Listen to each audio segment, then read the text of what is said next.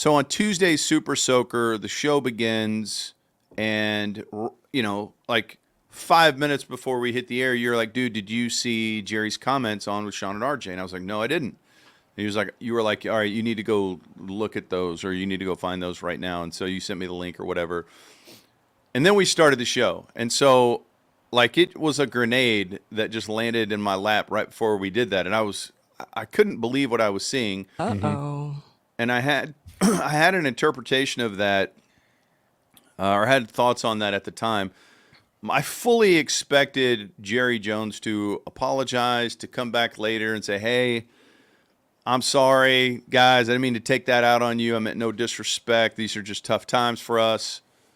But he doubled down and tripled down and quadded down in the time since, and it became a massive story. And now it's to the point where I'm wondering, do you need to take the keys away from Grandpa? And I don't mean that disrespectfully. What I mean is every senior, it's going to happen to us. We're going to probably in a couple of years. You're going to get so old that our kids are going to go, "Hey,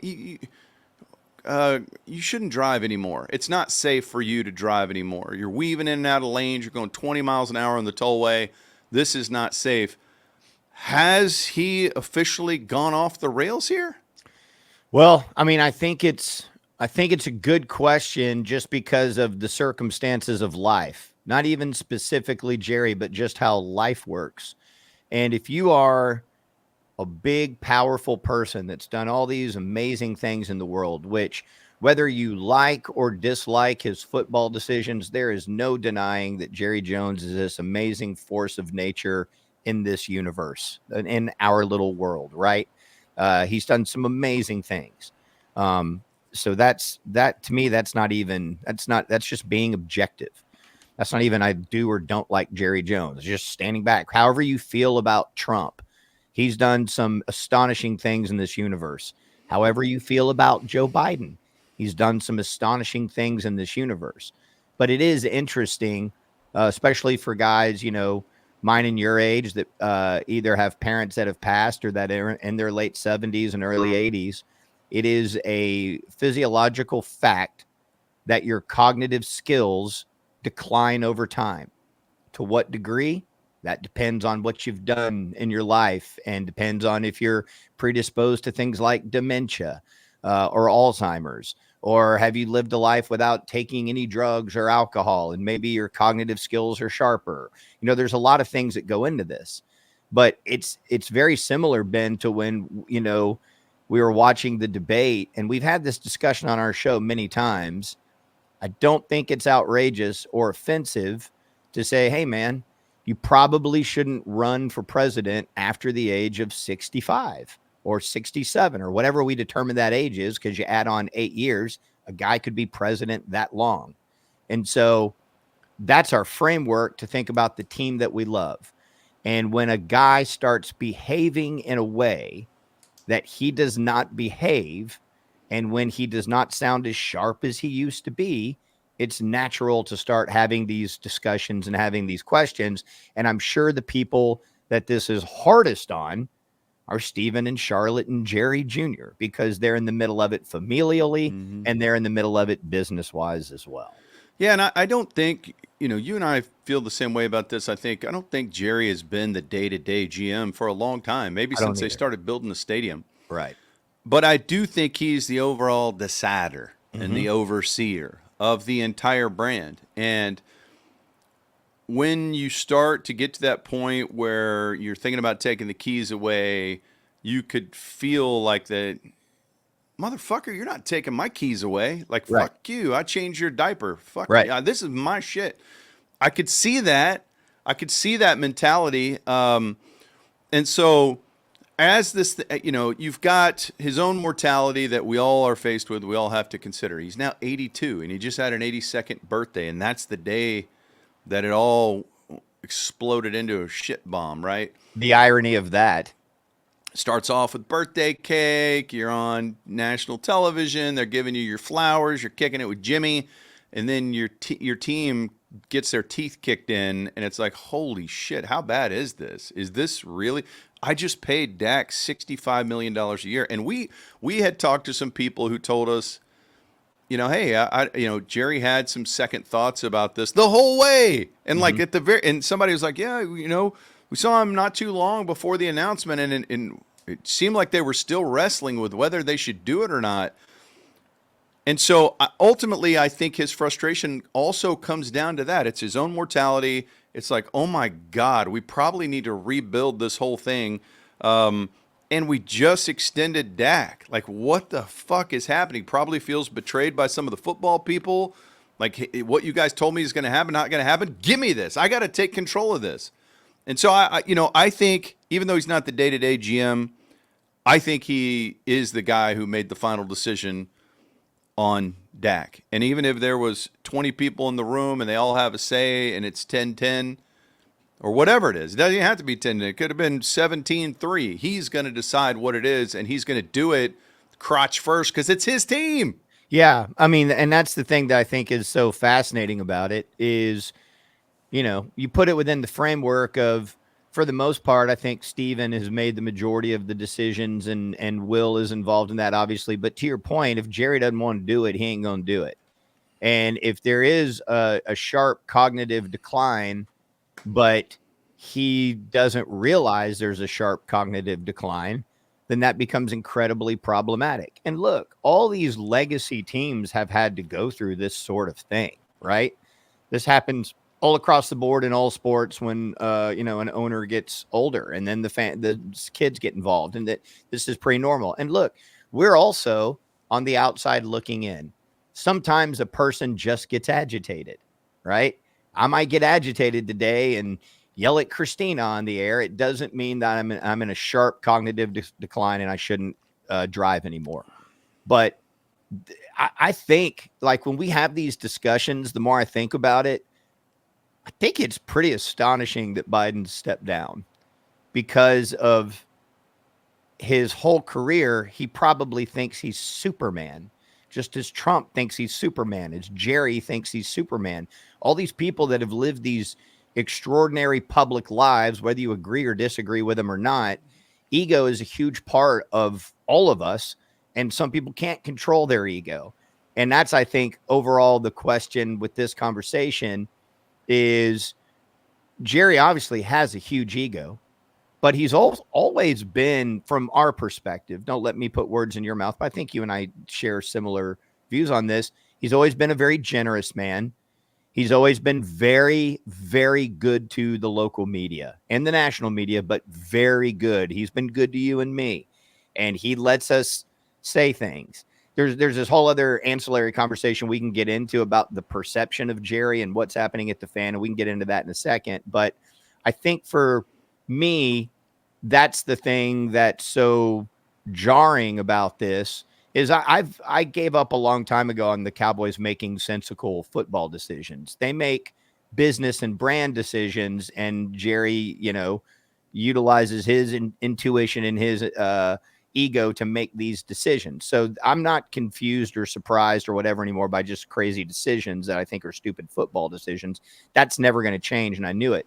The thing that's interesting to me, or the thing that I'm processing, is that behavior that's very rare. He's done it before, but he always comes back and realizes what he's done. I think the real telltale sign is going to be whatever he does on the Friday version of his show, and then what happens next Tuesday when he joins Sean and RJ again. Yeah, I'm wondering if he's going to apologize. Me too. He needs to. He needs to apologize. But it's like this. Multiple things can be true. It can be true that Jerry's a sweet, badass businessman who's always had the media's back and cool relationship with the media to a degree, and he owns the Cowboys, and he's raised the valuation of the business, and he's maybe too involved still. All those things can be true. And in today's society, everybody wants to make it this versus this, and it's this or this, and it's just black and white. And it's like, dude, it can be more complex than that. Right. And, it's like, I do want to talk about 105.3 The Fan. So Skin and I, we were there the last time for 7 years. We launched The Fan. We were the first show ever on The Fan when it went from live 105.3 to The Fan. How long were you there that time? A year and a half, and then Not even left? that long. We Okay. were there. Think about how crazy this timeline is. I was just talking about this with somebody the other day. Ben and I had never had a full-time radio show.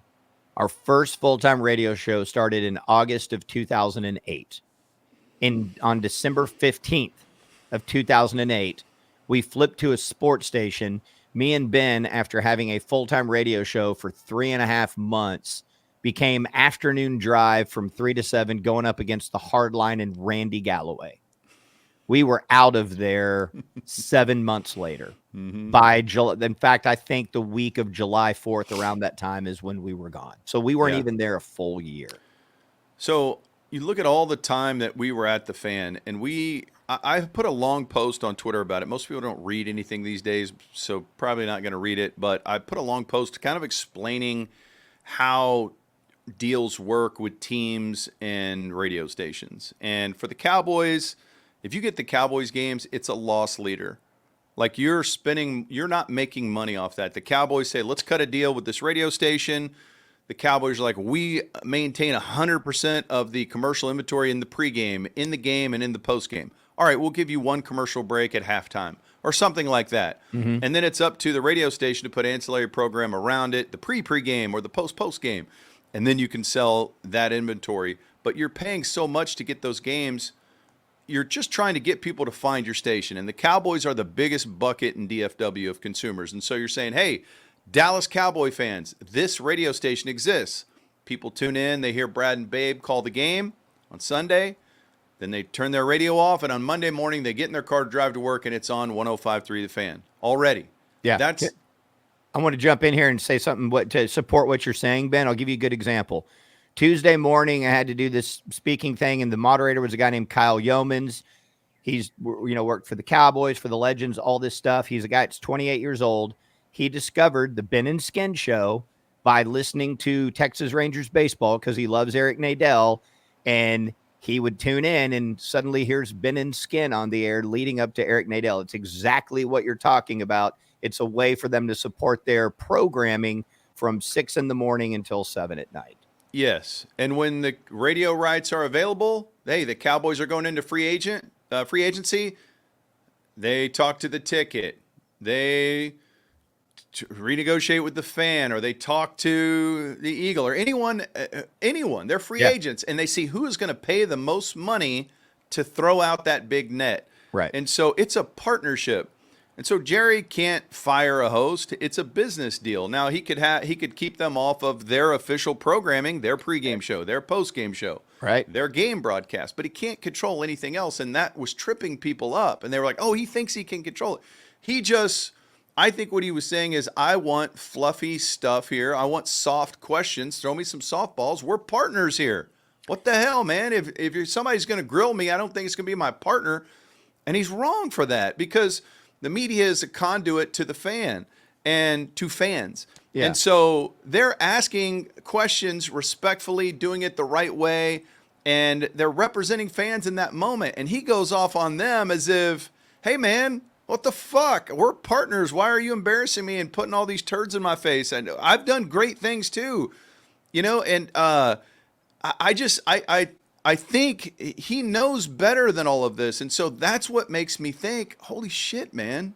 And I love the guy, but is this finally unraveling on him? Well, and the other thing about it too that I think is crazy is that what you just described, he's never been that way. He's never been, you have to give me softballs and all that stuff. No. I mean, Sean put it in a tweet or Instagram or something that I saw where he's like, man, we've had way worse conversations with him before than this. Like, and it truly could be nothing to do with his age. It truly could be just the burden of 28 years of underperforming. And he's carried it and carried it and carried it, and he just broke down. And I think the thing that is confounding is that, later the comments he made to Diana Rossini.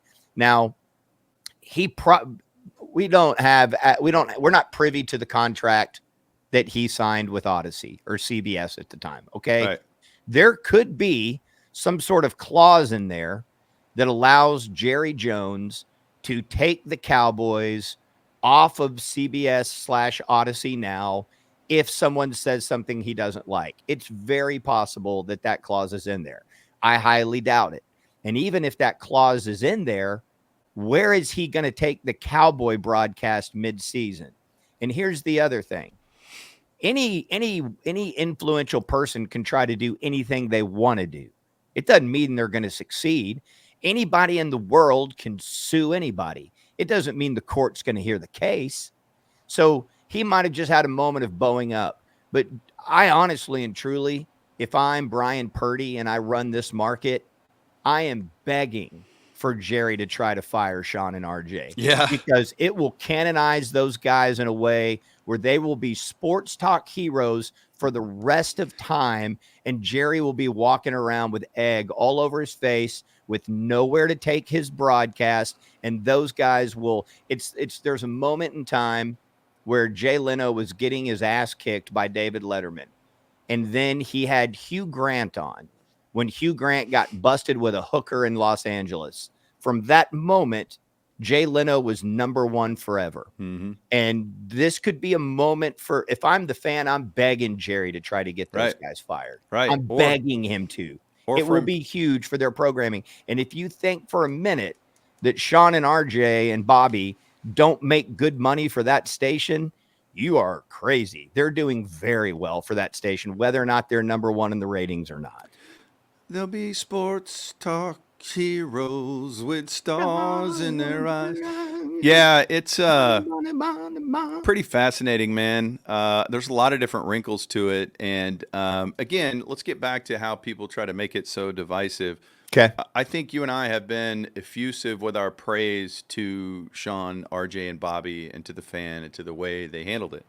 And dude, Sean is an edgy guy. He wants. I love Sean personally. He won't even talk to me right now. He's super chip on his shoulder guy, and that's okay, man. If that's the way you want to operate, that's the way you want to operate. He's got his own level of success, and he can be however he wants. He can, but I have always enjoyed hanging out with a guy. Like, I don't know, something happened at some point to where he just didn't want to talk to me or respond to my text anymore. That's fine. But you know, some guys have an edge and they want to fight the other stations. I'm like, dude, let's all just be friends, because when you burn bridges to radio stations, that's when a radio station has you cornered and you're stuck. Like, let's just be friends with everybody. We're all kind of in the same boat. But we have been effusive with our praise to how they handled this. And I think they would know that if they watched any videos or heard us say anything. But this is how divisive people try to be. I saw on social media, because you were talking about how Jerry sees all of us. Yeah. He sees all of us, and he sees us as, hey, radio boy. I'm a billionaire. Hey, radio boy. You're my conduit for me to do whatever I want. Get in line. And so people saw that clip, and they were like, man, you guys are dicks. I can't believe you're talking down to Sean and talking shit about him. And I'm like, dude, what are you talking? We're saying. And then I realized, oh, yeah, that's just society. People want to make it this versus this. It can't just be what it is and its real context. It has to be a fight. Yeah, and so let me ask you this. I mean, maybe people don't know. Maybe people have never heard of the Ben and Skin Show, and they saw this clip on YouTube. I've worked in radio for 20 years. So when I say radio boy, I'm talking about myself. Again, like, very few people are able to take the few minutes that it allows yourself to apply critical thought to something. Instead, it's just emotional reaction to everything, and it's exacerbated by the concept of a real-time timeline that's constantly changing, that's constantly being fed. And so that changes, your emotional and intellectual response to the stimuli. That's what's happening. It's happened in our election cycles. It happens in marketing. It happens in sports, all of that stuff. And so, like, what I try to practice myself, and I fail a lot. When you're in the moment and you've been awake for 30 minutes and you're drinking coffee and your brain's not firing yet, I'll see something and be like, oh, yeah, MFer. And then I just got sucked in. Mm-hmm. So I'm not talking about Sean or RJ or Bobby any differently. Skin. Oh, okay, hold on. I'm not talking about Sean or RJ or Bobby any differently than I'm talking about me or you or KT or Christina. Like, we work in the same industry. I'm not making a distinction between me and Sean. So if you took it that way, right, Man, just spend like 30 seconds thinking through it. And you say sometimes you still get sucked in. It's been so long since I've been sucked in. I don't even remember what it's like. Shit. Okay, so one more thing about the fan. So when we left the fan, what year was that? That was October of 2019, November 2019. We had to sit out a non-compete. The minute we left, we had to sit out a non-compete. How long was it? 90 days? 90 6 days. months? 90 days? I mean, we sat out longer than that, but we were contractually obligated to sit out 90 days. So when people leave a radio station, the radio station are like, okay, here's the new show that's going to take their place, and they say nothing. They don't say, hey, Ben and Skin left. They went to this station now, because they don't want you to leave. Right. It's the way the business works. And so we've done some research, and we're like, we have this thing called the Complete Fun Package, where you can enter to win prizes. We can send you emails about our content. The link is in the comments. If it's not yet, it will be. The link will be in the comments to the Complete Fun Package. And there's like 3 questions. It takes 30 seconds, and you could win a meet and greet with like Luca. We gave away a meet and greet with Luca in April. Or you could win a TV or tickets to a Mav game or something. Yeah. But we have a few questions on there. Where'd you hear about us? Da-da-da-da. And it's so obvious to me that we don't share that many listeners with the ticket, but we do share a lot of listeners with 105.3 The Fan. Yeah. And so when we left, they were management was telling people, oh, they turned their back on the listeners. That's a real thing. And you know what? Genius. Ben and Skin turned their backs on the listeners. Now, some listeners are so naive. They're like, what? Fuck them. They turned their back on me? I love those guys. Fuck them. They're like, no, we didn't want to be controlled. We didn't want somebody to tell us how much sports we could do, how much non-sports we could do. We didn't want anyone writing jokes or controlling our shit. And so we left. But that's no ill will towards any of the hosts who are still there. And program, management changes and, rules and the way they want to run their playbook changes all the time, whatever. That's why we left. And so there's a lot of people that have not kept up with us or don't even know what we're doing. And this story, for some reason, has now caused a lot of fan listeners who used to listen to us, thank you, to find us again. And I love it so much. I can't even begin to tell you. I'm seeing it in the comments. Holy shit, Ben and Skin, where have you guys been? Right. Badass. Good to reconnect. So for all of our listeners who listen to us on 105.3 The Fan, who have refound us, thank you and welcome. Yeah. And if you want to listen to us Monday through Friday, we're 3 to 6 on 97.1 The Eagle. We'd love to have you swing on by. But it's like, I love stories like this or moments like this because there's so many levels and so many different things to talk about. And I do think that, we have a unique perspective on this, having worked in the industry and, gone through some similar type things. And, there's some people on Twitter, they're like, well, why are you defending Jerry right now? I'm like, I'm not defending Jerry. I'm just talking about this as factually as I can without actually having the broadcast contract in my hands and looking at it and seeing what the clauses are. Again, wealthy people, influential people try to get what they want.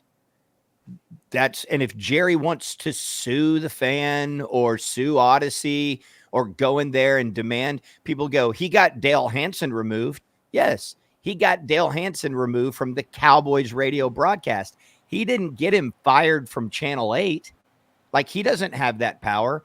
And then think about this. Do you guys think Jerry Jones could have had Dunham and Miller fired when they were on the ticket? Is that what you believe? The ticket would have laughed him out of the building and said, take a lap. But I get it that Jerry thinks he can do whatever he wants. I do get that when you've been as successful and in some ways insulated. I really think this too, Ben. I've had this moment where one of the things I'm thinking about as Jerry is doing what he's done over the last 48 hours or whatever it's been, as much as he likes to fashion himself as it's all about the Cowboys and we know we're the stewards of this team. I mean, that's bullshit. He doesn't believe that. But I do think he projects this idea of what do these Cowboy fans want and what do they need? It's pretty clear he could not be any more out of touch with your average Cowboy fan than anyone in the world. He is so far removed, and he's probably removed himself for his own sanity from what Cowboy fans think. It is bonkers. Like, he is in outer space on this. He is completely out of touch. And it's probably because when people see him in public, they want to take their picture with him and all this stuff. Or if they do come up, he's able to do that Jerry voodoo he does and, put him at ease and charm him. But, dude, and maybe it's because of the age, maybe it's cognitive dissonance. He has zero idea how Dallas Cowboys fans feel about him and this team. All right, we got to fly. This is a live stream, and look at the comment from Fabricio. All right, change of topic. It's a live stream, which means you can comment as it goes down, and we can interact with you guys. Cool.